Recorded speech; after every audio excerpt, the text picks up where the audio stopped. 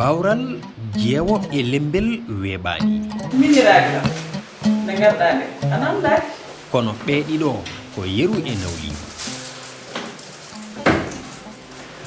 ay o mo jeetaa ko o woni safaara makko muunaaji woni o woni warga almadinatu ay o mo jeetaa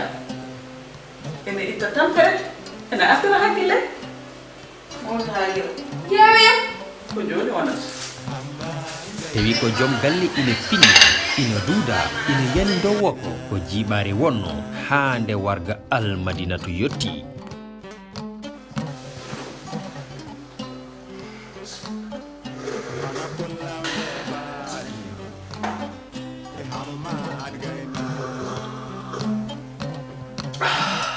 jam dañama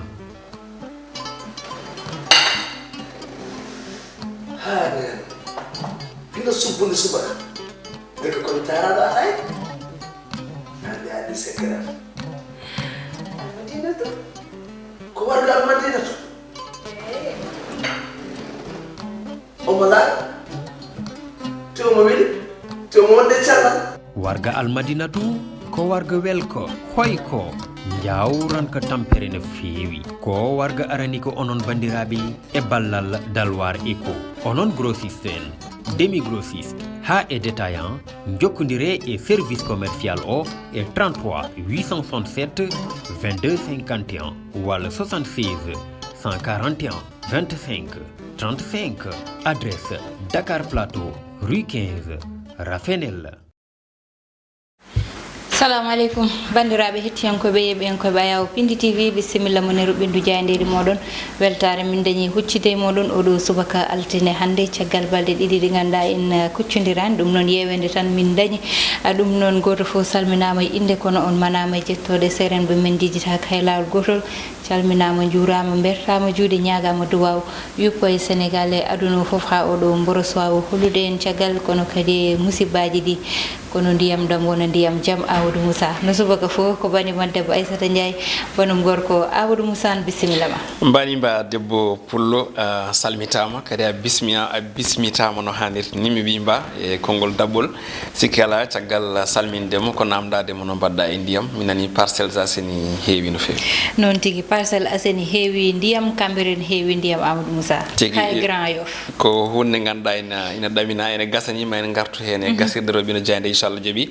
sikki ala Aissata kono mbiɗa ni ko yewede mawde joguiɗen tigui caggal de balɗe ɗiɗi en kuccandirani e bandiraɓe meɗen ɓe ganduɗa ko sehilaɓe men yaadiɓe men duusoɓe e kala subaka wadde en garti ɗo subaka altine hande gam homnude aadi mo jogɗiɗen e mabɓe sikki ala ko wideɓe bisimilla kono kadi wideɓe assalamu aleykum wa rahmatullahi taala wa barakatuhu waaleykum salam wa rahmatullah ko ɓuuri tengtude hande Aissata kabaru o ko goto jandi leydi Sénégal e ɗo subaka hande kala kañumen koko juuwi e ndiyam Dakar ɓe hiide wi tan oɗo saaha hande kanƴe kala ɗi garti e toɓo ngo ganduɗa ngo ko balɗe ɗiɗi deggodirɗe no toɓa ha Dakar wi teb kono kadi e nder jokri Sénégal kala e kuuɓal jayde le soleil udditadama nden jaydi wi ko toɓoji ɗi ganduɗa ɗi jiyama ɗo tigui oɗo weekend mo jewtuɗen ɓe koliti wonde de ko toɓoji ɓetaɗi ponnoɗe tigui jippade e nder hitande kañum tigui jippi e nder balɗe ɗiɗi ɗum jeeyi sababu noon kewini ndiyam teska e nder yoga e leeɗe ɗo e Dakar kono kadi e jokri Sénégal kala e kuuɓal ɓe koliti wonde noon ko hoorejo Macky Sall oɗo saaha hande de ne wayno addi walla mbiyen ɓayini hono eɓɓore witende plan Orsec noon tan noon hande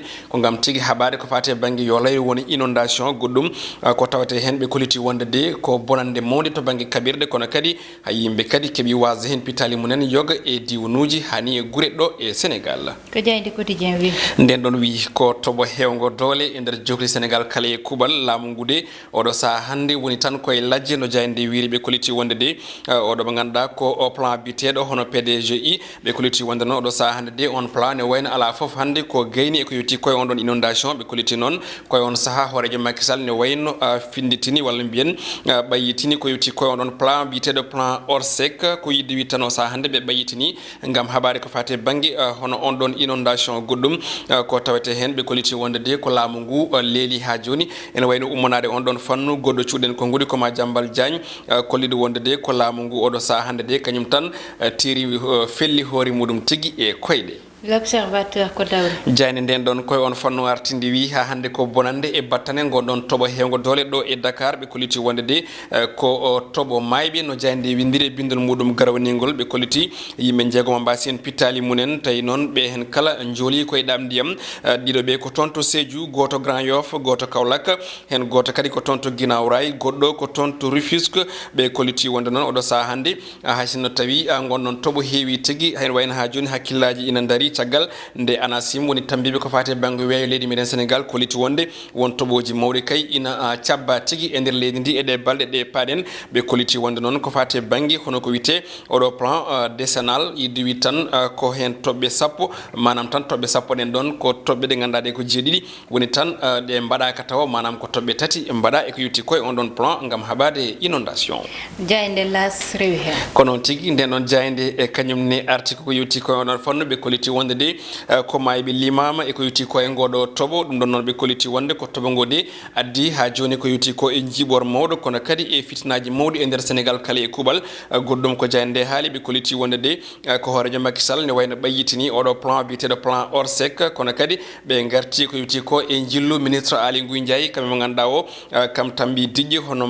Serigne Mbaye Thiam jafoɗon kamɓe kala noon ɓe kolitama wonde hankkide ɓe gulla ko gulali wandu toon to Keur Massar ɗo ɓe jaaɗo jillu e ko yeyti on ɗon fanno ɓe koliti wonde noon hande ko ganduɗa ko tolni e diwnuji joyyi kañumen goni oɗo saha hande juuɗi ndiyam ha keeɓi e dande hono no wiiri jande nde ɗo witende L'As Quotidien ko jayde enquête loski nden ɗon wi ko inondation manam yo layru e nder leydi meɗen Sénégal oɗo saha hande ene wayno ko musalla tigui gartuɗo kadi hepti ɓiɓɓe leydi ndi ɓe koliti ko toɓoji kewɗi doole kañumen tigui telli e nder leydi Sénégal kala e kuuɓal ɗum ɗon noon ɓe koliti Dakar de oɗo saha hande woni tan ha joni ko e limde maayi muɗum kono ne kadi e toon to Linguére ɓe koliti noon hoorejo Macky Sall oɗo saha hande ne wayno ɓayyitini hono plan Orsec kono kadi e budget o manam tan ɗenon copreje ma tigui gande oɗo ñalawma hande tawi noon ko budget 2009-2020 ɓe jiiɗi yidde wi tan oɗo saha hande de ɓe koliti wonde ɗin ɗon plan ji de ɓayyinenori ha hande cuwa tawa ha joni waɗede appliqué kono ɗum ko noon ɓe koliti ɓe mbaɗi ko namdal holto rewi ɗiɗo temedde jeeɗiɗi capanɗe joyyi milliard copreje CFA baɗanoɗe e ko yutti koye oɗo programme biteɗo PNDLI gam haɓade ko fate banggue oɗo ko fate banggue hono ɗiɗo toɓoji e wameji ndiyam Vox Populi nden ɗon jayde kañum ne koye on fannu arti nde wi ko toɓo ɓe ganduɗa kay hewgo doole yiyama ɗo e leydi meɗen Sénégal e oɗo weekend mo jewtuɗen Sénégal noon ɓe koliti wonde ko yoolima tigui e ɗam ndiyam e on tuma noon hoorejo Macky Sall kañum diwi ƴetti lana ndi o fayi toon to Niamey gam tawtorede sommet mo ganduɗa o ko CEDEAO ɓe mbaɗi ko namdal noon beele de ko on sommet CEDEAO ɓuuri hande jojjude ko yutti ko e yo layru Sénégal heeɓi oɗo saha kono ɗum ko noon ɓe garti e goɗɗum so yiiɗi wonde plan Sénégal émergent kañum o saha hande wonti plan Sénégal inondé manam PSI no jayande wiiri oɗo saha hande ɓe koliti wonde le leydi ndi kala oɗo saha hande heeɓi tana e ko yutti ko e ndun ɗon yo layru ha tengti ɗi toɓoji kewɗi doole Dakar e banlieue muɗum kala oɗo saha hande ko mettere mawde e caɗele goni toon ɓe koliti wonde noon e nder leydi ndi kadi kañum kala o saha hande inana kumba e nder leydi ndi e on tuma noon ɓe batodiri wiide ko plan Orsec kañum o saha hande woni ko ɓayitina jayde Libération nden ɗon ari koye limore e ko yetti en ɗum ɗon yolere ɓe mbi tan de ko au secours ɗum ɗon noon ko bindal ngol ganduɗa ngol ina wojji no fewi jayde yidde wi tan noon ko konngoli mawɗi ɗiɓe cuuɓi oɗo saha hande ɓe koliti ko woni suko goto mo duuɓi ɗiɗi kañum tan ne wayno hawri e ladial toon to Grand Yoff Bassirou Sarr ko duuɓi joyyi yarata kañum ne yooli koye tinol goto mo ganduɗa ko toon to Guinaw Rail Sud kono ne kadi goɗɗo on ne kadi hawri koye ladial ko toon to Kaolack tawi ko agent goɗɗo mo ganduɗa koye croix rouge liggoto on ne kadi wasi fitandu muɗum toon to Rufisque goɗɗo yimɓe ɗiɗo kawre ladial toon to Sédhiou no jayande wiiri ɓe koliti wonde noon oɗo saha hande de ko musalla mawɗo e fitinaji kame caɗele woni kay ko yiya e nder leydi Sénégal kala e kuuɓal yoga e joomen galleji en mbaali koye e boowal toɓo ina toɓo e munen ina lima kore no jayande wiiri goɗɗum ko tawte hen ɓe koliti wonde de ko yoga ha joni e gosɗe kañumen goni ko tawa ina gubbiti toon to guenale ɗe Pikine woni ko jayande arti tigui ko noonne kadi e chantier mo ganduɗa ko BRT kañum o sa hande de heeɓi caɗele ko yewti ɗam ɗon ndiyam jayde arti noon kadi e haare musde lombinde hakkude population mo Cambérène e Jakay kame Keur Massar wondude e force de l'ordre woni kono leydi men Sénégal jayde coftal balle stade uddata dam kono tigui nden noon jayde kañum ne arani e ndiyam kono ari koye hallaji kewɗi ganduɗa ene kewi oɗo sa hande ɓe koliti wonde de ko mo ganduɗa ko waylo woni réorganisation mo ganduɗa ene jogori tigui wadde tawi coronal commune keblinowo kippu FC Barcelone saabi noon ɓe koliti wonde ko Sadio Mané de oɗo sa hande ne ɗamina ma ya toon gam o sawnodira e Lionel Messi saabu holitama wonde ene wayno kanko tan hande o ɓuuri jogade gartam walla mbiyen fayit to banggue pettugol e omo ganduɗa ko Ousmane Dembélé ɗum ɗon noon kadi ɓe koliti wonde caggal nde kan haala omo ganduɗa ko yergan club keblinowo kippu Liverpool o sa hande de ko hakkille darude jogui saabu woto wasde oɗon ɓiɗɗo Sénégal najo ɓe koliti wonde noon so ɗum laatima kanko hono Sadio Mané jogorɗo wonde Afrique najo attaquant Afrique najo ɗimmo jogorɗo sawnodirde e Lionel Messi caggal mo ganduɗa ko Samuel Eto'o goɗɗum ko tawete hen ko Kalidou Koulibaly ɓe koliti wonde de omo tan heddora taaɓe ɗiɗi gam wonde joueur kippumbo Manchester City ɓe koliti wonde noon ko agent makko godde ina o sa hande yaha toon gam ɓe kaala ko fate banggue e ko yuti e jobdi makko kam e garal makko toon kanko ɓiɗɗo Sénégal najo Aissata ne wayno ko ɗum ɗo wonno ko tonguno den roɓine men jayndeje e o subaka non tigui Amadou Moussa payene banggal gongal wode jaɓɓintaɓal gongal tan payene banggal feedi feere meɗen hande noon en mbatta sona nadde toɓole ganda jippima ɗo guila samedi noon ne anda ndiyam heewi e Sénégal saabu haɗani Dakar tan Amadou way kono Sénégal fo yuppi ndiyam ñane samedi nde ɗe ɗon diƴƴe noon addi tampere e yimɓeɓe mbiɗa joni ko yolayru woni inondation ndiyam naate galleji bonni kono kadi nawi pittali ɗum ɗon noon ko banggueji nder Sénégal kono kadi Amadou banggue goɗɗo kadi mo ganduɗa yete woni bonni ay a haali ɗum joni woni guenale Pikine ɗe yeehi ha ndiyam ɗam naati ha tan kadi ubbiti boye ganda ko wirnanoɓe toon ɗum ɗon noon sona adoraɗe seeɗa tan e guenale ɗe ɗon saabu ɗe ɗon guenale wiya ko heewi guila ko ɓooyi hewɓe hande so nawi toon ɓe ganduɗa ko wasɓe pittali mumen ma ubbita walla sene ubba mayɗo o ma ubbita ɗo ganduɗa yete won lelino ɗon so gayni ubba sara ɓe ganduɗa ko ɗon wonno tawata ko gubbama toon guila ko ɓooyi ɗum ɗon ne laamu foti ummitade hen saabu guenale ganduɗa yete ɓooyi hande foti ummede udde walla ko way noon goɗɗo banggue site goɗɗo ƴeewe ɓe mbawa nawde toon yete mayɓe mabɓe ɗum ɗon ne Amadou hande muusi no fewi ko yane Sénégal ko woni ɗum saabi noon gardiɗo leydi ndi artiri plan Orsec ko noon tigui Aissata mbiɗa sikki hikka nde ndungu o fandi en nani konguɗi ɓe ganduɗa ɓe kañumen tambi weeyo leydi Sénégal woni tambi ɓe gandal mumen yaari to banggue toɓoji keneli eko nandi hen woni ANACIM mo won hen gandiri météo ɓe ganduɗa kañumen kala e saaha ina gadda ko yewti ko e kulhuli mumen ene jertini yimɓeɓe en tout cas ɓe kollirino wonde hitande hikka nde mbaɗa won hitande hewde ndiyam machallah saabu hande sa daari diwnuji kewɗi ɗi ganduɗa ɗi duuɓi ɓennuɗo ɗi ne wayno ko tooɓi ko e ɗeɗo balɗe ɗiɗi ene wayno ɓurti ko toɓanno ko e duuɓi ɓennuɗo ɗi wadde firti ko sanani hande wiyama nokku biteɗo ha joni diwan Thiès mo ganduɗa wiyama wonde ko tolni e 225 mm tellima e ñalawma goto Aissata ɗum ɗo aɗa andi ko hunde hewde kadi wona Sénégal tan Afrique de l'Ouest foof hande ne jogui on probléme ko wayno Côte d'Ivoire Mali e Niger eɗen gandi ko ɓoyani ko henno ɗo inondation ɓe waɗi ko tolni e 40 neɗɗo ko mbasi pitali mumen galleji kewɗi goni e ndiyam kono artude seeɗa e inondation e Dakar manam yolayru nduɗo eɗen gandi guila presque dawa dawi sen mbi noon ko guila Sénégal heeɓi indépendance fewde joni ko Dakar hoɗa fewde o ñalawma hande kala nde ndungu tooɓi ha heewi Dakar heɓat probléme donc noon ko plan malam ko eɓɓoje ɗe ganduɗa ɗe laamuɗi ɗi ene gara garɗo foof ene jogui eɓɓoje ɗe addata kono hunde hewani rewede Aissata wuuro ngo wonko namdi saabu Dakar eɗen gandi ko damal gotal Dakar sa daari way ko wuuro wongo e gaska donc noon wono ndiyam heewirta ko woni ko dow ko telloto e less so tellima e less eɗen gandi ɗum jibinat caɗele no fewi hande o mbiɗa sikki état kala hande laamu garɗo ene fonno addude eɓɓore mum so addi eɓɓore nde aussi rewa eɓɓore nde ha gasa eɓɓoje ndeɓe gaddi fof ko eɓɓoje baɗɗe fayida mais malheureusement eɓɓoje ɗe ɗe gona dewetede Aissata hande sa daari 750 milliards de francs CFA oɗo plan mo ganduɗa o waɗama ɗo toggi 2009 ha 2020 ɗum ɗon fonno wonde kono hande holto on xaalis woni sa daari e nder toɓɓe sappo badnoɗe ɗe ko toɓɓe tati woni ko waɗa hen exécuté toɓɓe jeeɗiɗi ɗe fof ne wayno waɗaka wadde alay saago so tawi toɓo ngo ɓurti ɗum ɗon jibinat caɗele no fewi noon tigui Amadou jibinat caɗele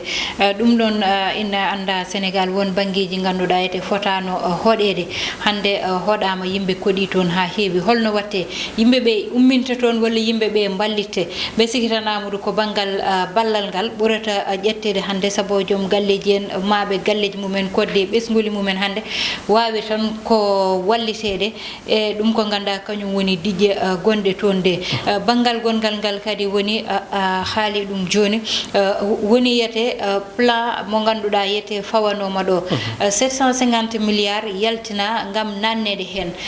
so ɗum ɗon wiyama yahani no kalis oɗon yaari hande ɗum ɗon ene foti laɓɓitinede ha laaɓa plan orsec artirama beele koye kedde ko yaltinano ko watte hen walla kadi ko kopareje goɗɗe kadi nannete hen kadi beele ɗum ɗon ne Amadou ko namdal gongal saabu plan orsec so ari aɗa andi ma moto pompuji yaltu ma gasoil soode ma yimɓe jaltine galleji mumen nawe banggueji goɗɗi ɗum ɗon foof ko hen jeeyate ɓeɗon ko fotɓe wallitede ɓe ma ballite banggal ñamde banggal yardu banggal comci e ko way noon foof saabu ko wayni so dañi ko heewi bonat hewɓe bonnirte kono ko haale foti haalede ko ne yaaji a haali ɗum joni Amadou ne yaaji to memɗa foof a wodat banggue mo ganduɗa a woppi ɗum c'est ça aɗa andi kadi ko ɓuuri wadde compliqué e ngoɗo toɓa Aissata anden kayen ɗo hene dumunnaji jewtude ko laaɗi pandi uddide nde mbiɗen hawrata koye ndungu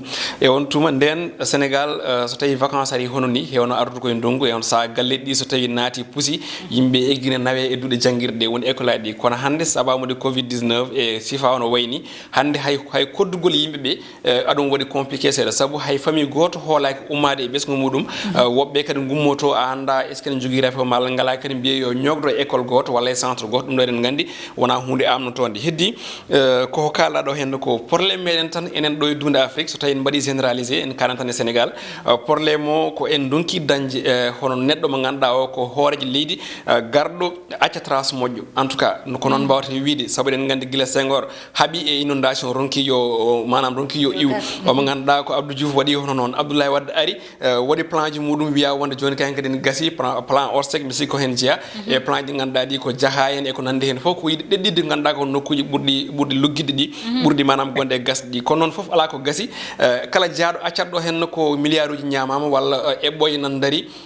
kadi garɗo kadi aussi adda inde wonde adda plan goɗɗo tawi rewata woni à l'occurrence hoorejo Macky Sall gonɗo hande e nder manam gonɗo hande e nder gardigu laamu ngu ronkama yo gueɗɗe jaa hol garowo joni o wawa yaltinde Sénégal wona Dakar tan e ko yiwti koye ɗeɗo dijji ɗum ɗo woni namdal mawgal ngal hande ngal Sénégal naji foof ɗo woni namdoto hoore muɗum en tout cas eɗen cohli nde yimɓe jaltata ɗeɗo caɗele kadi wona Dakar tan ko diwnuɗi ɗi foof hande en mbi dendagal Sénégal foof en jii ko wayno Sinthiou Bambi en jii ko wayno Kanel en jii ko wayno Matam en hande foof koko kewi ndiyam Tambacounda en passant par Fongol en mbi kala to mbawɗa haalde hande nder leydi ndi jomumen nana juwa e nder ndiyam Aissata Amadou duwanade tan dendagal sankoraɓe e ɗeɗo toɓoli e wiide tan yo Allah yurmo yafoɓe hannaɓe aljanna ɗum noon ma en gartu hen e ko ganduɗa kañum faye banggal toɓoli ɗi Amadou Moussa saabu ko poɗɗen haalde hen ko gasan taw ɗo min kaɗata e roɓɓindu jayndeli meɗen ko tottude won aadi janggo so Allah jaaɓi bani mon debbo Aissata Ndiaye ne wonno e banum gorko Amadou Moussa ne heɗano en e banggal caméra o ko Amadou Touré Allah jarama on jarama e kettogol